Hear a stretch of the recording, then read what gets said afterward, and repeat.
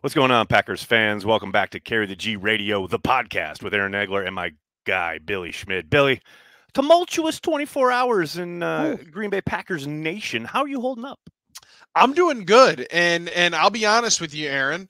Now I know we're going to get into this. I'm a little bit better than I think most of our brethrens are. Okay. I would All right. like most people to get more to where I'm at Okay. of adding a couple of good players, but more than anything, I'm happy because it is a whole bunch for us to talk about. I mean, you're not kidding. I was saying to someone earlier this morning, the whole Rodgers trade was a bit anticlimactic because we all knew it was coming for so long before it actually happened.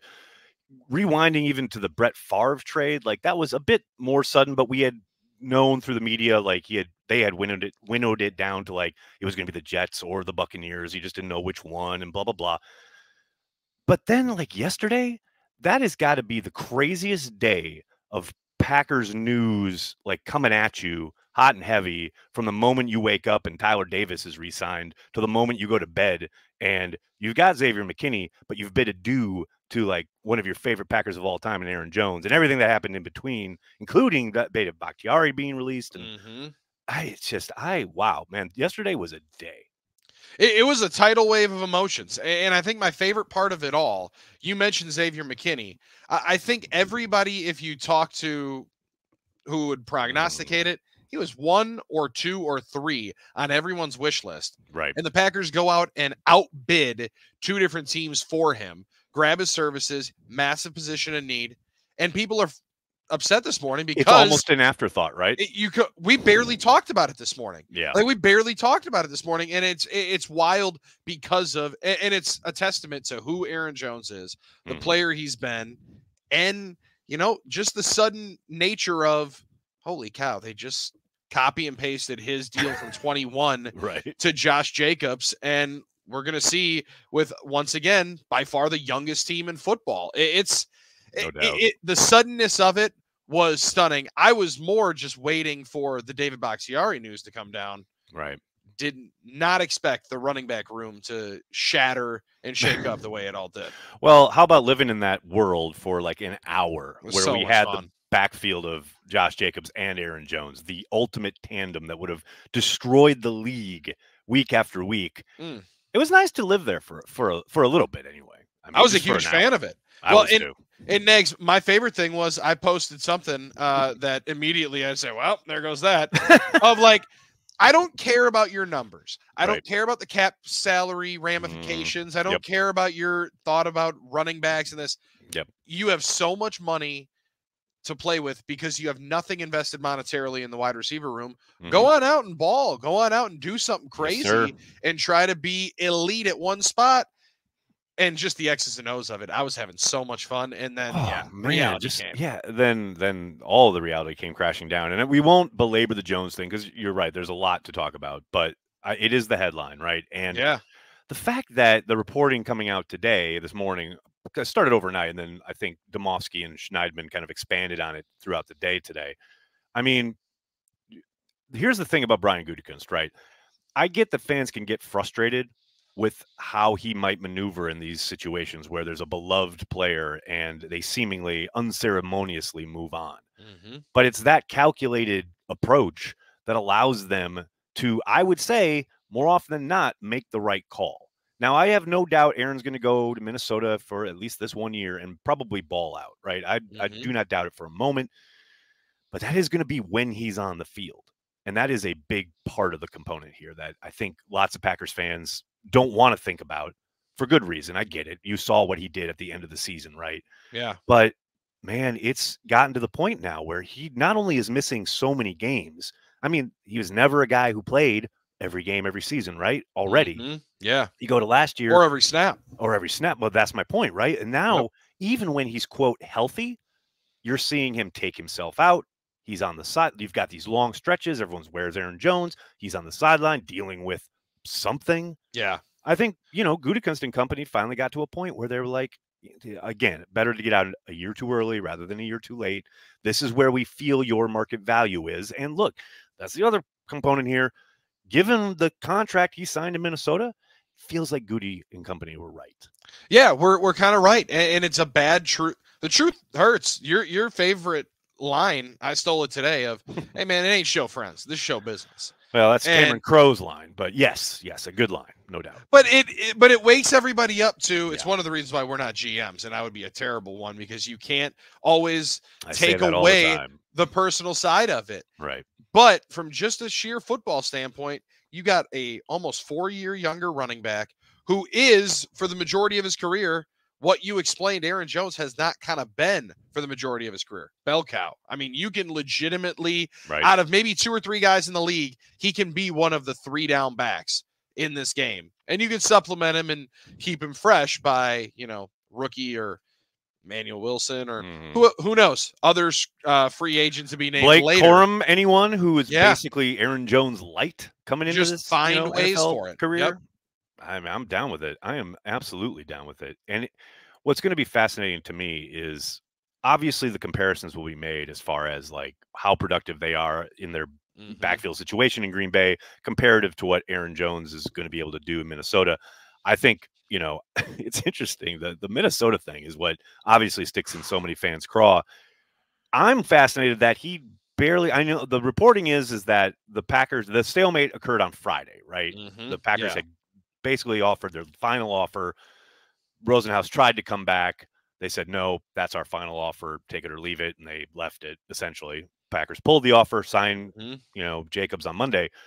But Jones being so quick to jump into Minnesota's arms, a team that is going to start a journeyman at quarterback, and that's being probably, nice about it.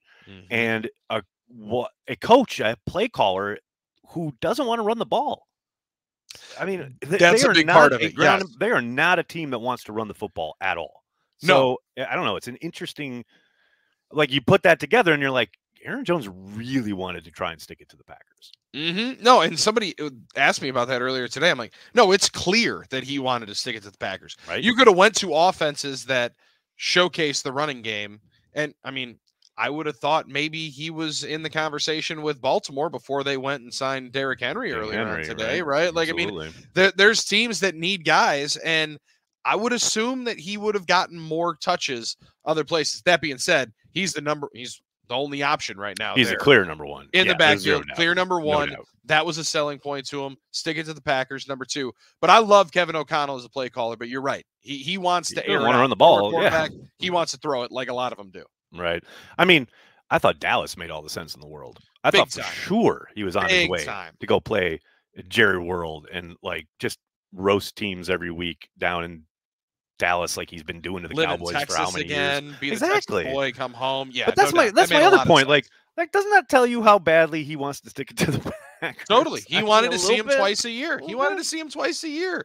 And, that's the other part of, I think you and I talked about it a little bit last week, that, man, you take one pay cut. The team then expects that we can come back to this right more often and more often and more often. They were not only going to be satisfied with the same pay cut that they got last year. They were going to want more. And I think rightfully so. Jones felt a little bit disrespected, and any opportunity to show that you still got it and so show that you're still Showtime. He did the last couple of weeks. Yes. I think he wants to put that on tape. But Nags, this is the other part of it. And this is the difficult nature of it because we love Aaron Jones so much. And the dude he is. Man, you flip the final 5-6 weeks with the first 5 weeks of the season. And you're looking at, he played 3 games in the span of 12 weeks, 13 weeks? Roughly, yeah. That it would be pretty clear that they're moving on at the right time. Yep. It might be definitely a year too early, but it might not be. Yeah, I mean, hell, it might be the right year, or hell, it might even be a year too late, depending on how how much he's able to stick and actually play. Right. Right. You might have gotten his final best games in the NFL. It's possible in the stretch run. I doubt it, but it's possible. I hope not, because I like watching him play. I do too. Right. Yeah. No, not in purple, but I'm just saying. I'm not saying. I'm just saying. There were 30 other teams he could have chose, man. I loved your video last night. It was hilarious. Oh yeah, for all the good it did. And what my it didn't help. It didn't help. He might have watched it and said, "I'm definitely signing with the Vikings." Definitely getting. I pushed him over the edge. Right. Called the Bears. They passed, and then he went right there. For anyone who doesn't know, I did make a humorous video. This is not in earnest. And of course, there are people out there who thought I was being serious. But I was making a joke about like how, because there was a report that the Vikings were interested, and I was saying, my guy, we're family. We're family. No matter where you go, you're going to be a Packer legend forever. Don't go down this dark path. And that's exactly what he did. The good thing is, it felt like earlier today we were eulogizing the young man on the radio show. He's not gone. Nope. We can celebrate even better when he walks into the Packers Hall of Fame pretty soon. Which once his career's over. 100%. Which he absolutely will. As soon as possible. Let's switch this over to the defensive side of the ball, right? Where, to your point, like they got their number one target. They got one of the best free agents on the market, regardless of position. And it does feel like a bit of an afterthought today, which is odd considering they never do these kind of things in free agency. I saw a tweet today. Someone was like, they got the guy, the one guy I wanted them to get. They never do it, but they did it. They got the guy. And I'm like, this feels like this should be the headline, but it's not because of the Viking situation. But man, McKinney, how excited are you as a fan of football and as a fan of the Green Bay Packers, who haven't really had top flight safety play in a minute, to have this guy come in, going to be 25 in August. I mean, he is hitting his prime and he is balling out.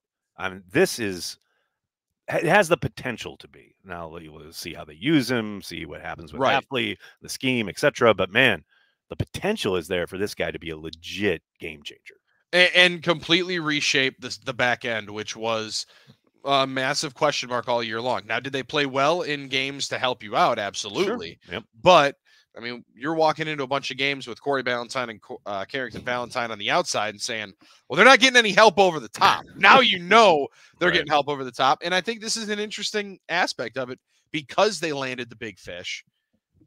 It does exactly what you and I talked about last week. It gives you the opportunity to draft best player available come the draft. For everybody worried, that still can mean Cooper DeJean.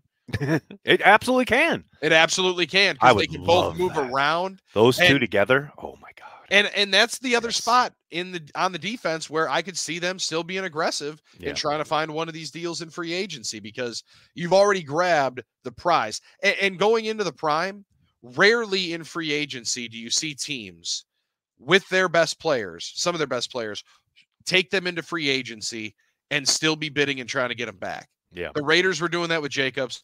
The Giants were big time doing that with McKinney.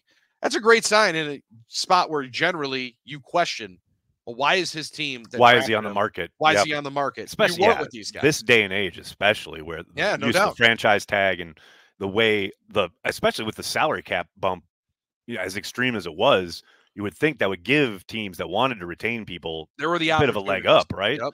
So, yeah, the fact that he hit the market at all and the Packers made the move. What's fascinating, though, is as much attention has been paid to McKinney for good reason, right?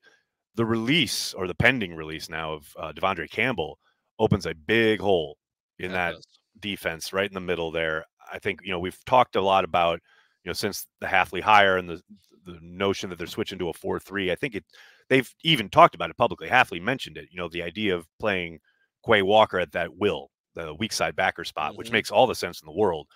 But man, now you need a Mike in a big, big way. And that's a monster hole sitting there on this roster right now. Yeah. And I'm fascinated with the two from Tampa, right? Like, I mean, both of them hit the market. Yeah.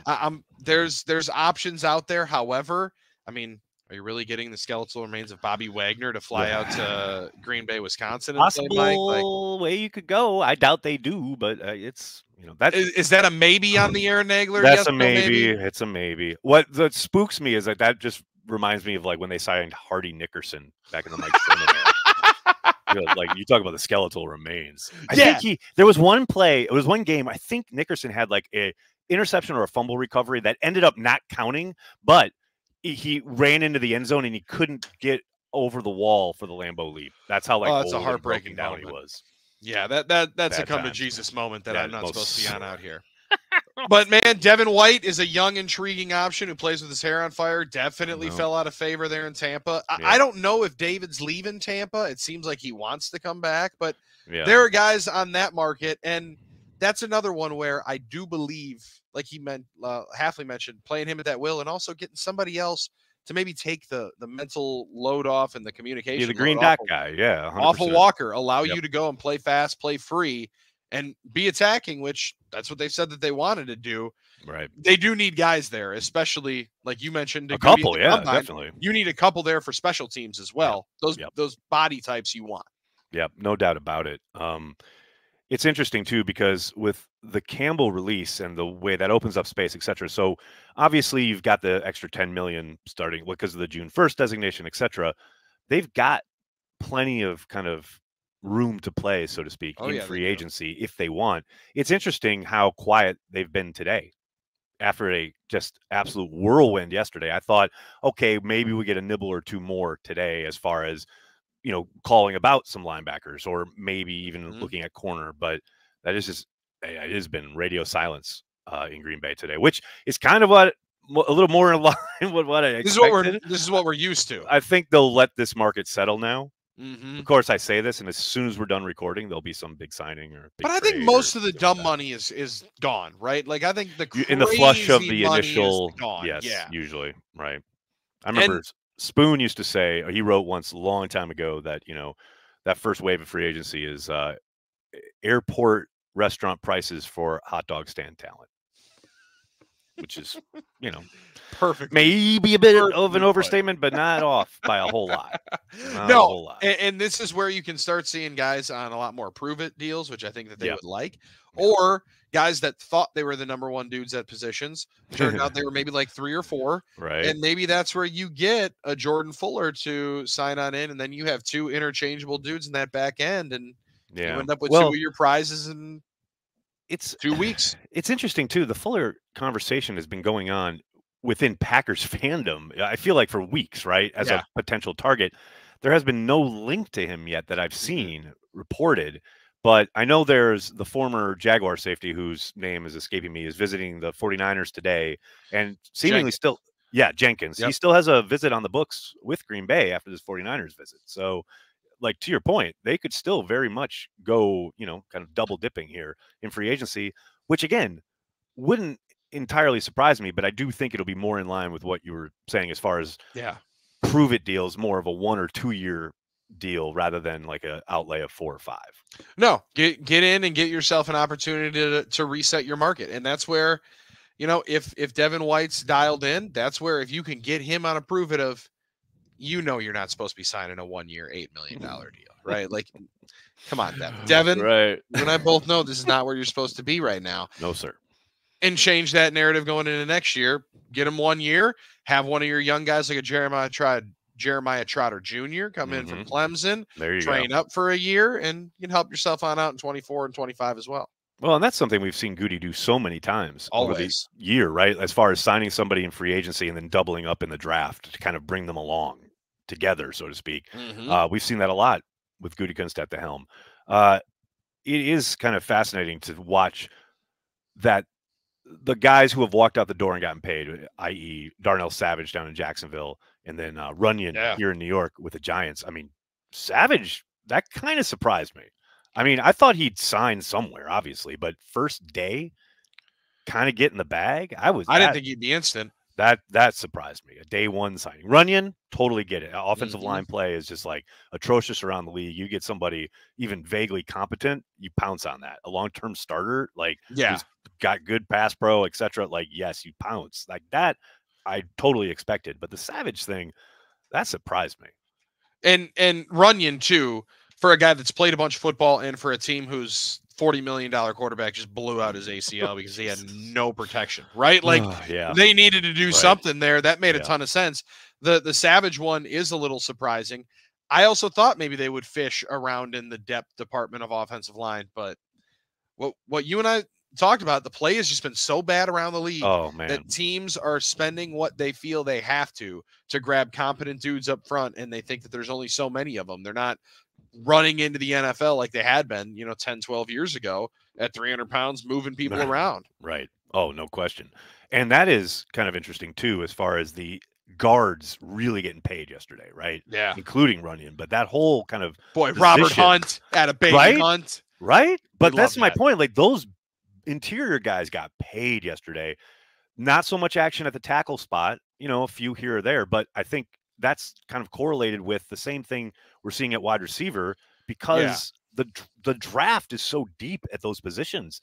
You don't have to spend big money. Like you'll get some patchwork stuff. You'll probably get a bridge guy, you'll fill in for a year or two. But man, the draft being so deep at those spots. And look, we all know wide receiver Packers, if there's value there, maybe. I'm not going to say they'll never do that. But man, having an offensive tackle be as deep as it is this year lines up perfectly for the Pack after walking away from Bakhtiari. Amen. And there's so many options that are still going to be there when they go at 25. They could go up a little bit and go and grab some, but there are some big guys now, a lot of projected right tackles. Right. But there's also, Joe Alt in other years would have a chance to be the number 1 overall pick. Like that's the kind of prospect that he is. So it is extremely rich with tackles. And you mentioned wide receiver, they keep growing, right? Like you keep coming out of college with more and more guys extremely talented at that spot. That's going to be more and more where I think we see in free agency. Wide receiver market ain't moving because there's not a whole lot of guys that say we got to overspend to either keep our guys, which we're fine with, or we can go fix that coming up in late April. Well, then the thing is too, like I remember even like 5 years ago, but definitely like a decade ago, how the tried and true kind of lock solid word on NFL wide receivers coming into the league, you had to give them 3 years. You always expected by year 3 for them to really hit the ground running, right? Like it was, we got to let this guy mature. Yeah, the West Coast offenses were so, complicated, etc. Man, now look at the Packers last year. Yeah. How many wide receivers do they have come and just like start balling out right away? That's the league now. You don't have to wait on these guys anymore. No, and I think the other part is look at where they came from, right? Jaden Reed, Michigan State, Virginia, not necessarily prolific offensive programs too, but the kind of route trees these guys are being asked to run is more advanced. The quarterbacks might be being asked to do a little bit less mentally, but the guys on the outside are doing just as much, and they have been from 7-on-7 since middle school now. 100%. And Brian touched on that both, in his kind of season-ending presser, but also with us at the Combine. They're doing this now, the route combos, right? How to read coverages. Where's your leverage? Where's the guy playing? What's he shading to? What does that mean for my route? How am I sitting down in the zone, etc.? They've been doing that now since they were like 12, 13 years old. Yep. In a way that just didn't exist 10 years ago. No, and with more and more high schools across the country, not just only in Texas having indoor facilities, these kids are being able to practice year round, and it's only making that part of the game better. And it makes what we saw yesterday with Aaron Jones and Josh Jacobs even more interesting because the best athletes were always playing running back, right? When you and I were growing up, you were either playing quarterback or running back. Now they're playing wide receiver. Yep. It's true. It's very true. And that's why corner continues to be such a premium position because it's so impossibly difficult to keep up with these freak athletes. And you got to have stupid confidence. Like that's one of my favorite parts about Jair. You have to be that kind of person to know that I'm supposed to break up a potentially $50 million connection with a $30 million quarterback and a $20 million wide receiver. Right. And every time I lose, that's what it's supposed to be, but I'm going to get clowned for it. Oh, yeah, you got to talk a lot of stuff and have some irrational confidence. Honestly, that's kind of why I love Carrington Valentine because he's like the 7th-round pick. Yes. No pedigree there to like kind of stand on, right? But he comes in and just talks mad junk. You heard Amon-Ra St. Brown talk about it on the podcast where he was like, the Green Bay guys, they would not shut up. And I'm like, that's right.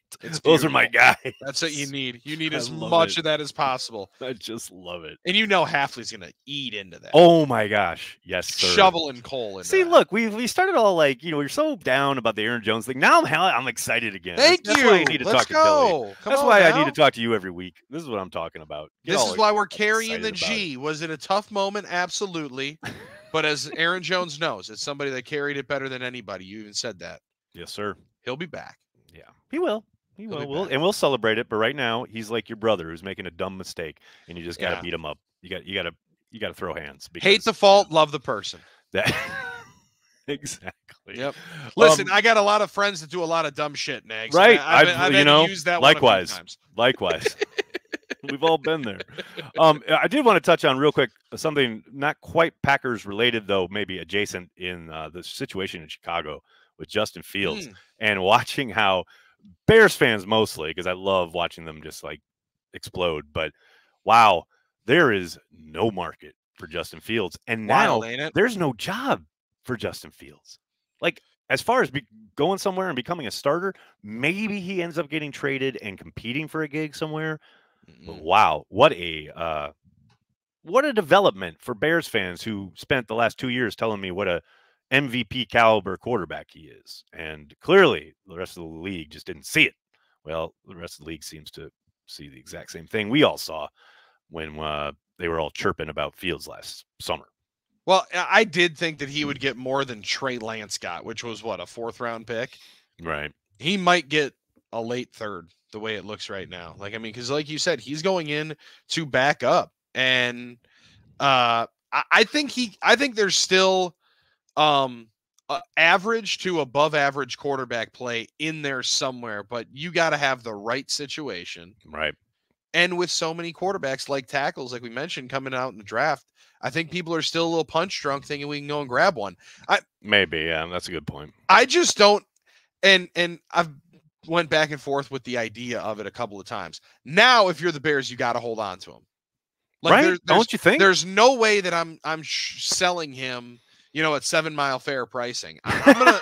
I'm gonna wait and see if indeed I can go and roll a hard 8 and somebody has an injury in training camp and I can get a 2nd-round pick for him, because that's the market they initially thought. They're not getting that until somebody feels desperate, and the only way somebody's going to feel desperate is if they come out if the injury strike, or they come out of the draft in April and say, dang, we did not get our dude. We did not get the guy we expected to get. Man, when Gardner Minshew is getting jobs before you, you got to really start thinking. That's a tough moment. Yeah, maybe he'll go play in the UFL.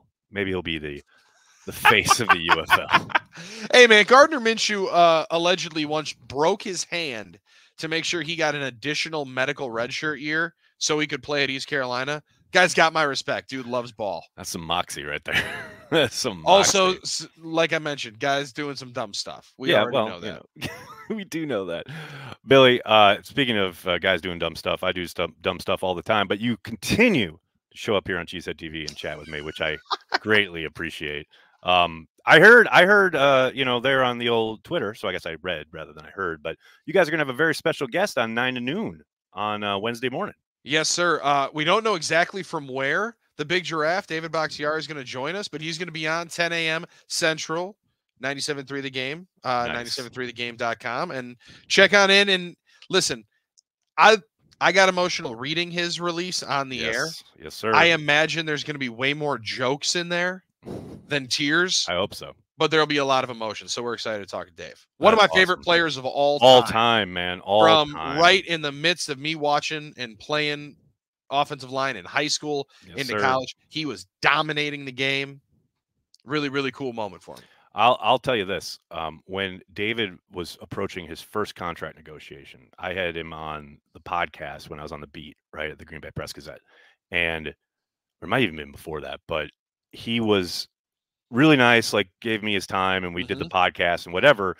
And we hung up, and then he literally hit me right back up and said, "Hey, can we talk for a second?" And I was like, "Yeah, of course, man." And so then we got back on the line, and we talked for like a half hour about his contract and about PFF.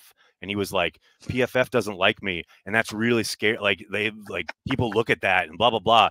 And it was like so funny to see how far he's come and the way he's grown and the man he's become. And it's been a great journey. And yeah, this last bit sucks, and I just hate that he was never able to really get back on the field on the regular with Green Bay. And it's brutal that at some point I had to say, man, they just can't do it. They just can't take the risk, because when he's on the field, he is such a legend. He's an all-pro. His final moment giving the bird to Bears fans will be one of the best. He's going to sign so many of those pictures. Shows. Oh, hell yes. For the rest of his life. Hell yes. And now I'm excited to take up the campaign that you've had for Sterling Sharp for a long time. Yes, sir. Oh, for Dave. 1,000,000,000%. I put it on Insta yesterday when he had the kind of reel up there about, the saying goodbye. And I said, see you in the Hall of Fame, Dave, because he is 100% deserving and should be in Canton. There is zero doubt in my mind. And I look forward to reminding people, as long as they give me a microphone in front of me, that what he put on film and put in the NFL deserves to be in Canton. No question about it. Absolutely. All right. We'll look forward to that. We'll be listening. Billy, really cannot thank you enough, man. We'll talk to you next week. Love it, man. I'll talk to you next week.